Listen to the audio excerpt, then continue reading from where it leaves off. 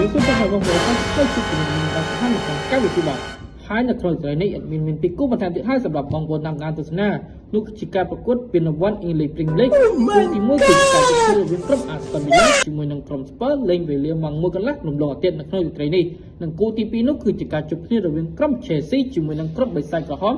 Manchester United លេងវេលាម៉ោង 2:15 នាទីរំលងអាទិត្យនេះដូចគ្នា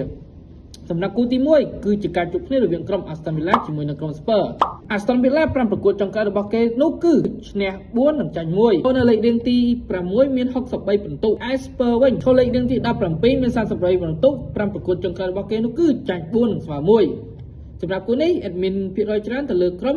Aston Villa ចំណែកគូទី2នោះគឺជាការជួបគ្នារវាងក្រុម Chelsea ជាមួយនឹងក្រុម Manchester United 5ប្រកួតចុងក្រោយរបស់ Chelsea ឈ្នះ3ស្មើ1និងចាញ់1ចំណែកឯ Manchester United វិញ5ប្រកួតចុងក្រោយរបស់គេនោះគឺ